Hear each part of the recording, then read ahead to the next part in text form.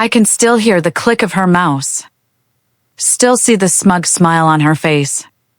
Still feel the moment my entire year's work disappeared from the screen, erased with the cold, deliberate flick of her wrist. That was the day I learned betrayal doesn't always come from enemies. Sometimes it wears perfume, holds a clipboard, and signs your timesheets. My name is Isla Grant, and at 29, I was the quiet workhorse in a fast-moving tech firm. Not flashy. Not loud. But damn reliable. For nearly a year, I'd led the internal overhaul of our company's client engagement system, a project worth over $2 million in future contracts. 12 months of strategy. 800 hours of testing. For different departments. One fragile system held together by my sleepless nights and obsessive attention to detail.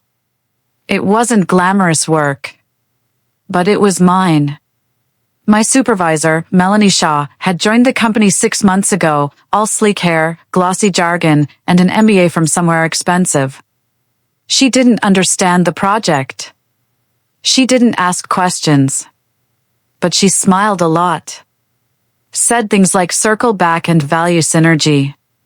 And she made it clear, without ever saying it, that I was replaceable. Still, I kept my head down. I wasn't there for recognition. I was there to build something lasting. It was a Tuesday when everything fell apart. I was coming off a 14-hour workday and running on 3 hours of sleep when Melanie walked into my office without knocking, holding a company-issued flash drive. IT wants everything migrated onto the shared drive. Compliance update. I nodded. No problem. But when I plugged in the drive and opened the project folder, it was empty. I froze. The master file, the one containing 12 months of project documentation, UX logic, financial planning, and proprietary models, was gone. Not corrupted. Deleted. I turned to Melanie, confused. Panicked. The project file's not here. This isn't the right version. She shrugged. Oh, that? I cleared the drive before giving it to you. Thought you'd backed everything up. You didn't? My stomach dropped. The only full copy was on the local desktop. It auto-synced at midnight. I hadn't moved it to the cloud yet. She raised an eyebrow. Then I guess that's on you, isn't it? No apology. No concern. Just dismissal. I stared at her, pulse racing, eyes burning. You just deleted a full year of work. Her lips curled into something between pity and irritation. Well, maybe it's a chance to do it better this time. Cleaner. More aligned with corporate strategy. Then she walked away. Just like that. Like I was a coffee spill on her paperwork. I stood in that office for a long time after she left. Not crying. Not panicking. Just recalibrating. Because deep down, I knew this wasn't a mistake. This was intentional. Melanie didn't just delete my work. She wanted to erase me. And in that moment, as I sat there staring at an empty desktop, I made a silent promise. You think you erased me? You just made me unforgettable. I didn't go home that night. I sat at my desk long after the others had left, lit only by the pale blue glow of my monitor and the quiet hum of betrayal still ringing in my ears. Melanie thought she'd wiped me out with a single deleted file. But she didn't know who she was dealing with. I started by salvaging what I could. Email attachments. Old Slack uploads. PDF exports I'd sent to department heads over the past year. It wasn't everything, but it was enough, a skeleton of the full body of work I'd lost. And I would rebuild it. Piece by excruciating piece. I bought a 2 terabytes external drive that night. And another one for backup. And I stopped trusting anyone above me with anything important again. The worst part wasn't the loss of the file. It was what followed. The silence. The days passed, and Melanie said nothing. No acknowledgement. No apology. No support. Just passive-aggressive comments in meetings like, "We'll need to move faster this time, Isla. Let's make sure the next version meets executive expectations. I'm assuming you learned something from the incident." As if the erasure of my work had been my fault. As if I were a careless intern, not the woman who'd carried her department through a year-long overhaul. And no one stepped in to defend me. So I got quiet. I stopped offering updates. Stopped defending myself. Stopped playing the part of the overachieving, over-accommodating team player. Instead, I started watching. Listening. Memorizing. While they thought I was buried in spreadsheets and rebuilding lost files, I was taking stock of every weakness in Melanie's leadership, every system gap, every person who whispered their frustrations when no one was listening. Melanie didn't have a team. She had hostages. People who smiled at her in meetings and rolled their eyes in the break room. People who did their jobs well, not because she inspired them, but because they were afraid of her. I realized something important that week. She hadn't just deleted my project. She had severed trust across the entire division. No one said it out loud, but everyone knew. And I planned to use that silence as a weapon. In the evenings, I stayed late. Not because I had to, but because I was building something new. A fully restructured version of the original engagement system, smarter, leaner, bulletproof, and this time, it didn't have her fingerprints anywhere on it. I kept it off the company server. Encrypted everything. Saved backups in 3 separate locations. Because next time, no one would be able to take this from me. Let them think I was licking my wounds. Let Melanie believe I'd been humbled. Because when the time came, I wasn't going to ask for credit. I was going to take the spotlight. Arrogant people are predictable. And predictable people are easy to trap. Melanie was no exception. While I rebuilt my system quietly, Melanie was too busy polishing her reputation.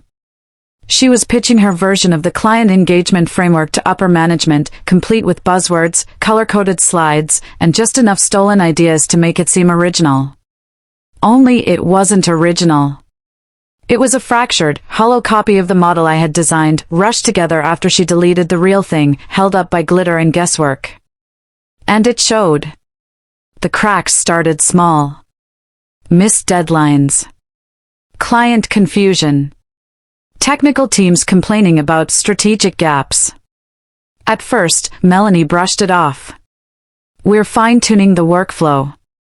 It's a normal adjustment curve. It just needs more alignment." But I saw it coming like a slow train. She didn't understand the bones of the system. She couldn't answer technical questions. And the deeper she faked it, the more obvious it became that she'd overstepped. Her confidence was writing checks her competence couldn't cash. One afternoon, I was called into a surprise meeting with Melanie and our department director. I assumed it was going to be another veiled lecture about ownership and moving forward. Instead, Melanie smiled at me, too sweetly, and said, "Isla, why don't you walk us through your notes from the original framework? We want to make sure nothing crucial was lost in the transition." Translation. I need you to save my project without getting credit for it. But I was ready. I pulled up a sanitized summary I'd prepared, one that exposed the foundational errors in her version without making it obvious they were hers. As I walked through the points, carefully worded, calmly delivered, I watched the director's expression change from polite interest to something sharper. Concerned. Melanie tried to cut in. "We've actually updated that portion." But the director raised a hand. "Let Isla finish." That moment? That was leverage. Because now, upper leadership saw that I knew what I was doing, and that Melanie didn't. Later that week, I got a message on Slack from someone in corporate strategy. Hey Isla, random question. Are you the original architect behind the engagement system Melanie's presenting?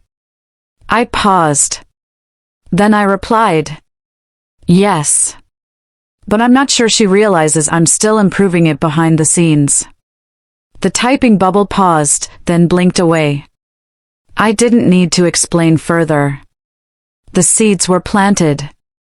From that moment on, I stopped hiding entirely. I started floating ideas in meetings, pointing out inconsistencies in project timelines, with a smile, of course.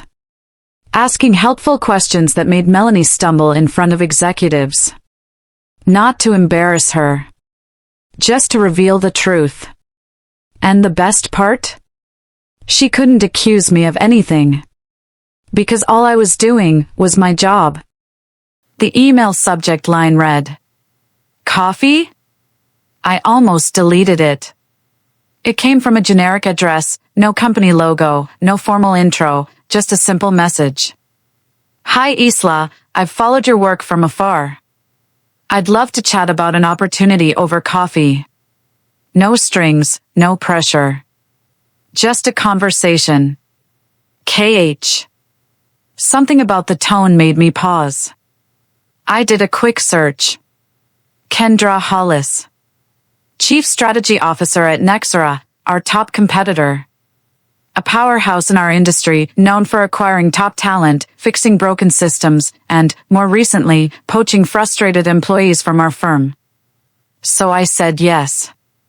We met at a quiet cafe on the east side, far from the business district.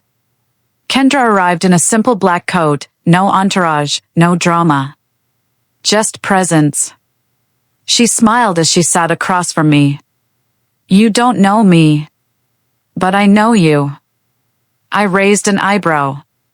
"Do you?" "I know someone rebuilt a failed engagement framework from scratch in half the time.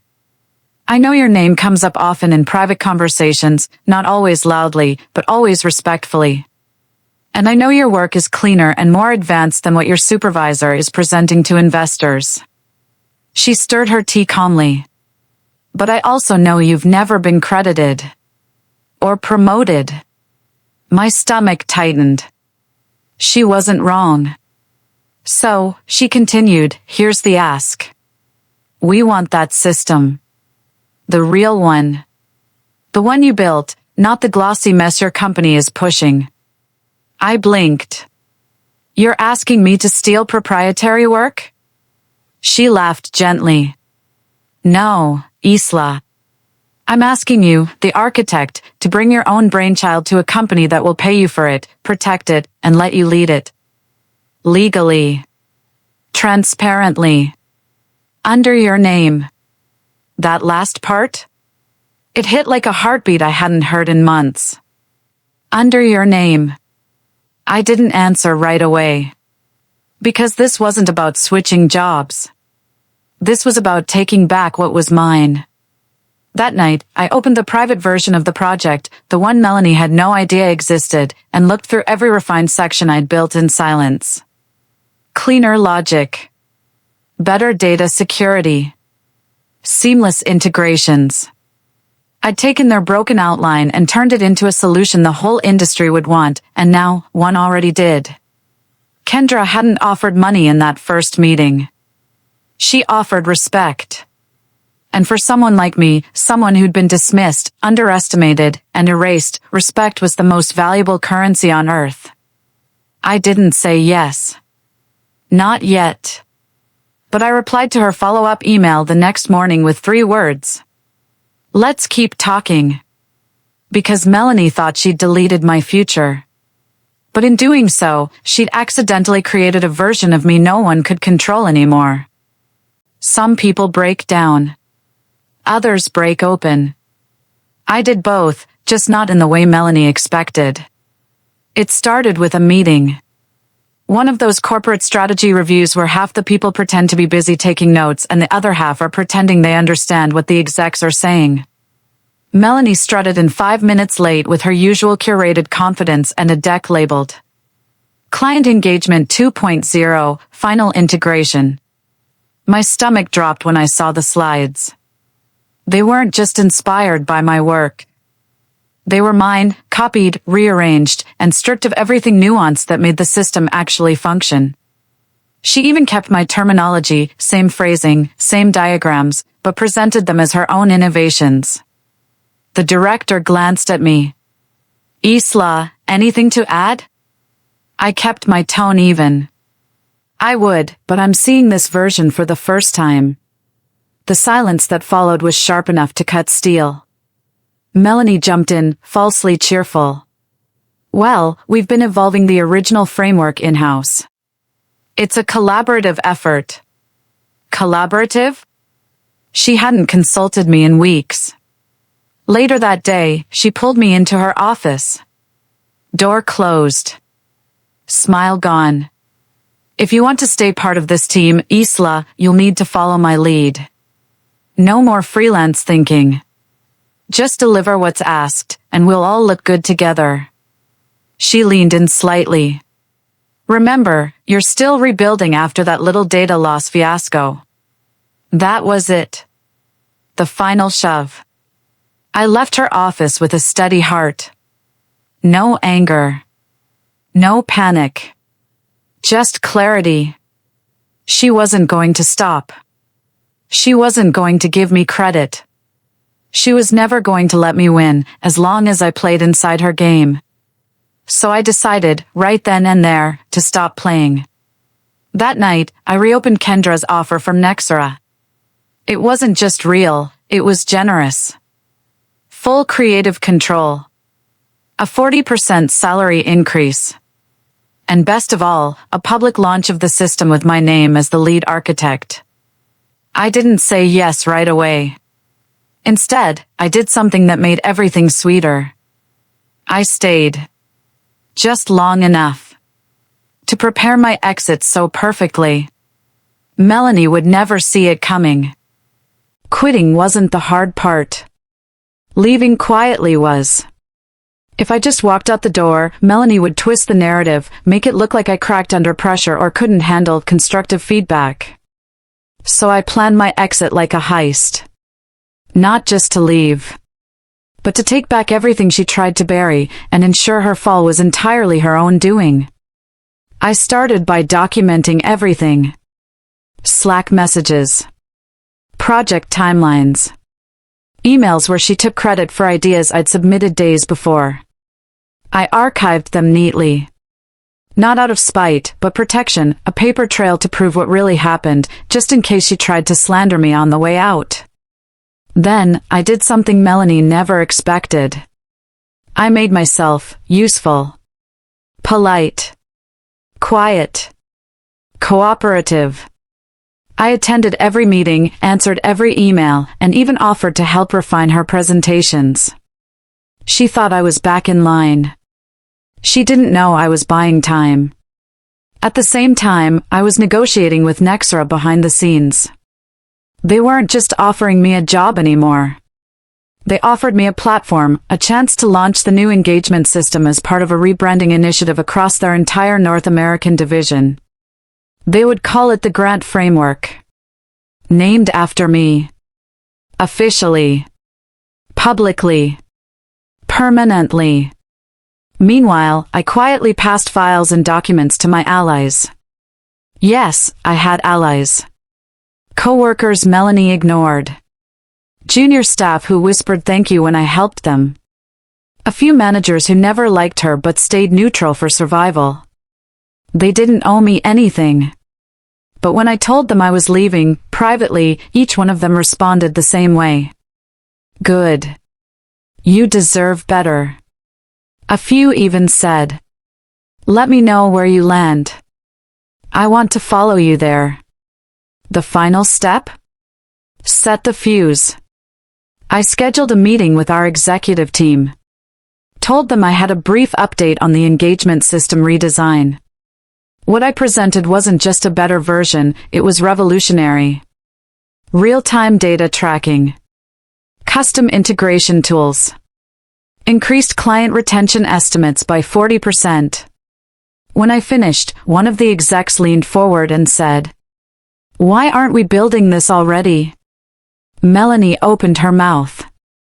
I spoke before she could. Because I wasn't allowed to. That silence? It was the fuse lighting. It didn't feel dramatic. There was no shouting. No slammed doors. No impassioned monologue across the office floor. Just one simple, undeniable truth. I was done. I scheduled my resignation meeting on a Thursday morning, 9 a.m. sharp, with HR and my department director present. Melanie wasn't invited. When the director read the subject line, Notice of Departure, Isla Grant, his eyes widened. You're serious? I nodded calmly and handed over the formal letter. It was short. Professional. But the final line said everything. My departure is not an act of defeat. It is a step toward recognition. They asked where I was going. I just smiled. A place where my work won't be erased. When Melanie heard, she stormed into my office uninvited. You're just walking out? After everything? I looked at her, steady and unbothered. After everything? Yes. I'm finally walking toward what I built, not what you tried to steal. She scoffed. You think they'll respect you out there? Without this company on your resume? I stood, gathered my things, and said the words I'd waited over a year to speak. I don't need your name to be valuable. But you only ever had mine attached to yours. And then I left.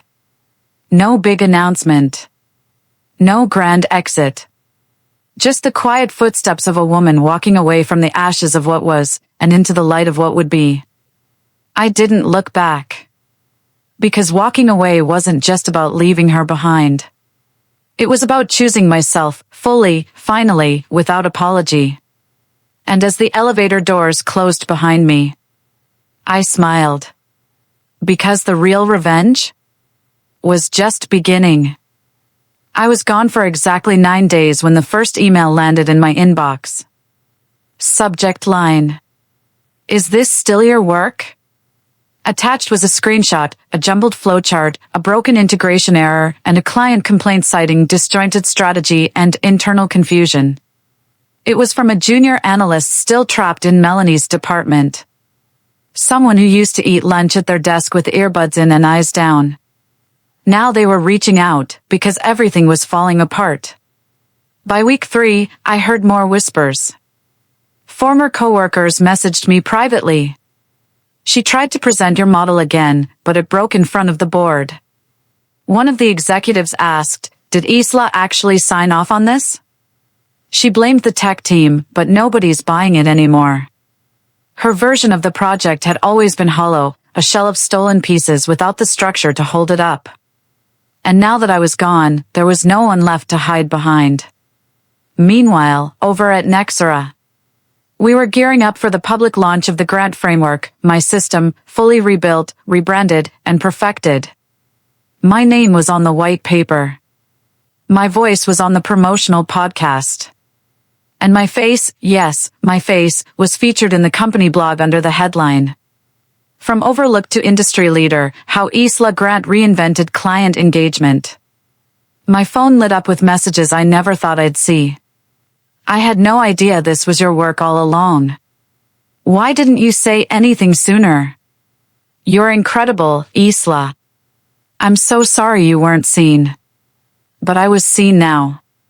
By everyone who mattered. And Melanie? She was left managing a system she never understood, in front of leaders who were now asking the right questions. The final straw came when Nexera's version of the framework was featured in a national B2B strategy magazine. Their headline? The engagement model every other firm is copying, and the woman behind it. That same week, Melanie's department lost its biggest client. And the director, the same one who once asked me to just play along, called my cell. Congratulations on the launch, he said. I could hear regret in his voice. But it was too late. Because the house of cards Melanie built with stolen ideas had finally collapsed. And underneath? There was only my blueprint. The auditorium was packed. Business leaders, product developers, analysts, all seated for the closing keynote of the annual Innovation and Strategy Summit. I had never been on a stage like that before. But I wasn't nervous. Because this time, I wasn't defending my work. I was being celebrated for it. The MC's voice echoed across the room.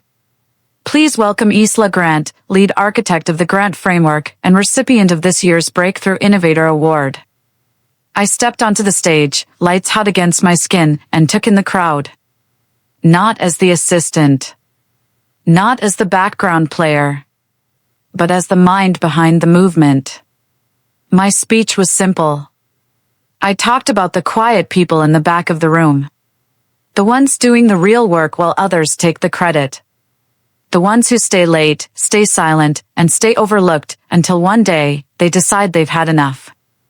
And they build something no one can ignore. I wasn't trying to be the loudest voice, I said. I just refused to let someone else erase mine. The audience rose to their feet. Applause thundered through the room. It wasn't revenge. It was recognition.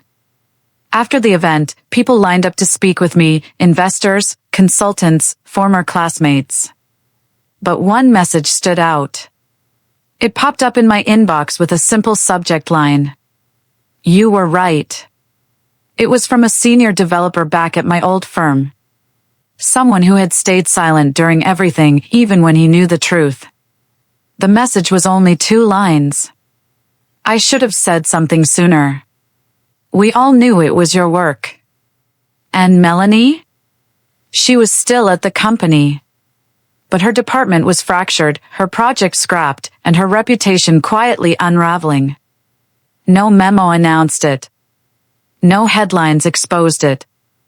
Just the silence of someone whose power depended on pretending to be someone else, now living in the shadow of the woman she tried to erase. That was the difference between us.